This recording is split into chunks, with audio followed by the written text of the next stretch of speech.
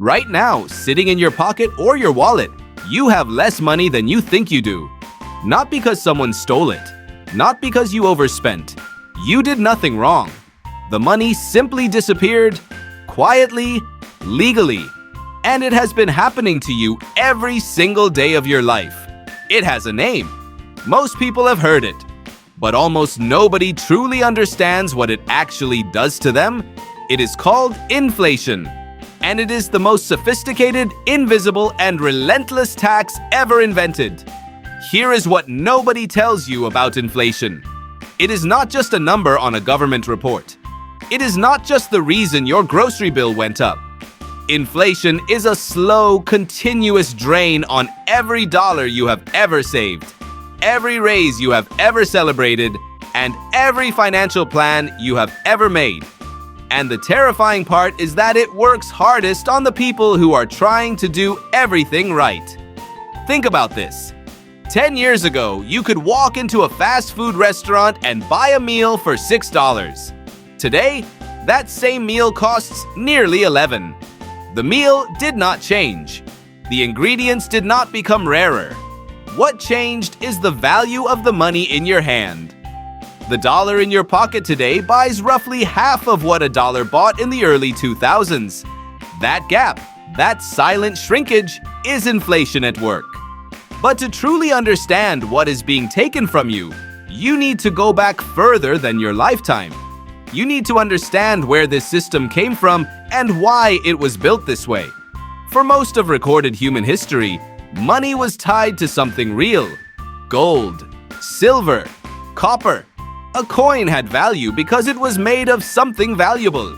You could not simply print more of it. A king could shave the edges of coins to melt down the clippings, a practice so common it has its own name, debasement. But even that was slow and limited. The amount of money in circulation was constrained by the physical supply of precious metals in the ground. Then, in the 20th century, something fundamental changed. Governments around the world began severing the link between their currency and gold. The United States made the final cut in 1971, when President Nixon ended the direct convertibility of the dollar to gold. From that moment, the dollar became what economists call fiat currency. It has value because the government says it does. And crucially, the government can now create as much of it as it chooses. Milton Friedman, the Nobel Prize-winning economist, spent decades warning about what this power would lead to. He argued that inflation is always and everywhere a monetary phenomenon. In plain language, he meant this. When a government prints more money without a corresponding increase in actual goods and services, prices rise. Not because bread became more valuable, but because each dollar became less valuable. More dollars are now chasing the same amount of bread. This is where the tax metaphor becomes so precise. When the government needs money, it has two honest options. It can raise taxes, which citizens notice and often resist. Or it can borrow, which has limits and costs. But there is a third option. It can print money. And when it does that, it dilutes the value of every dollar already in existence. It is a tax on your savings, a tax on your cash, a tax nobody voted for and most people never see. The economist John Maynard Keynes described this phenomenon with chilling clarity. He wrote that by a continuing process of inflation, governments can confiscate, secretly and unobserved, an important part of the wealth of their citizens. Secretly, unobserved. That is not a side effect. That is the feature. Now here is where it gets personal for you. Because inflation does not hit everyone equally. It hits savers the hardest. And in a culture that tells you to save your money, to be responsible, to put something aside for later, this creates a devastating trap. Imagine you work hard for a decade and manage to save $50,000. You are proud of it. You keep it in a savings account. It feels safe. It feels like security. But a standard savings account today pays you somewhere between 0 and 1% interest annually.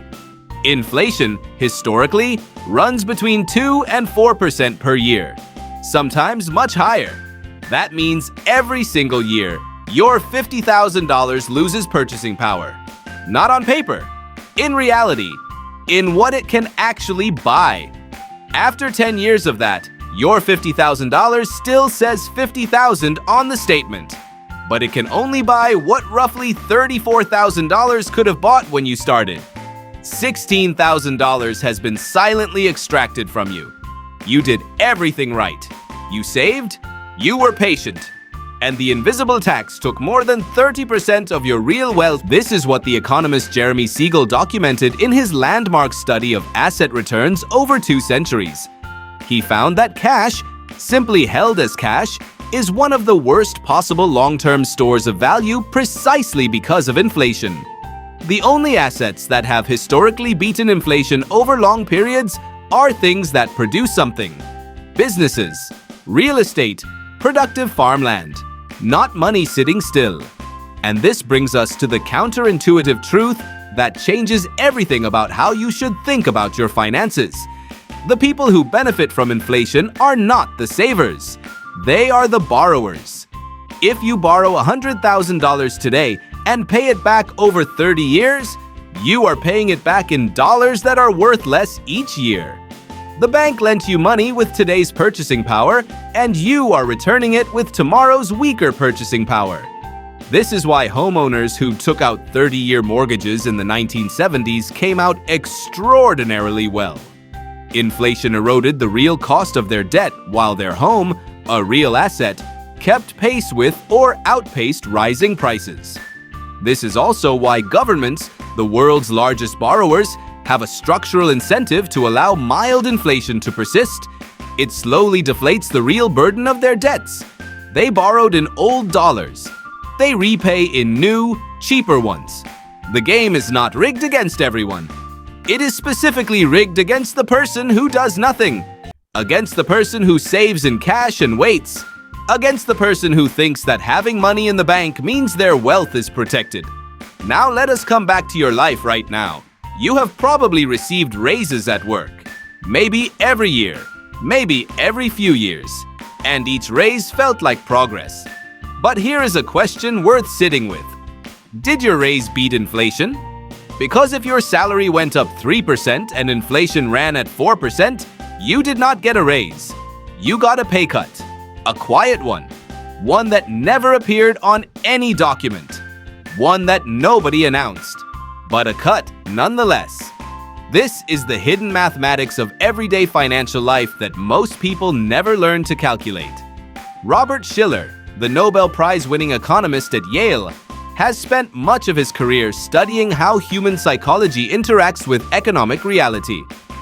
One of his consistent findings is that people systematically overestimate their real gains because they think in nominal terms, the number they see, rather than real terms, what that number actually buys.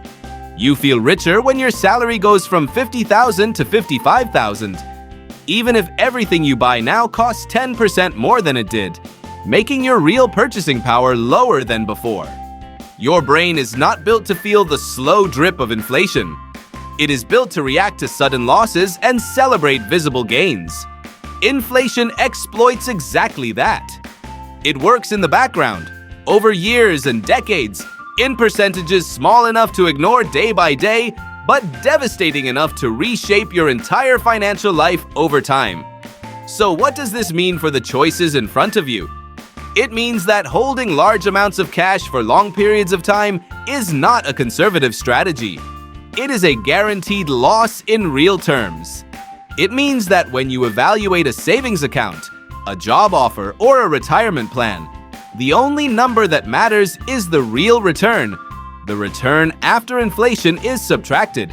It means that assets that produce income or grow in value, equity in businesses, property, skills that increase your earning power, are not luxuries for the wealthy. They are the only rational long-term defenses against the invisible tax.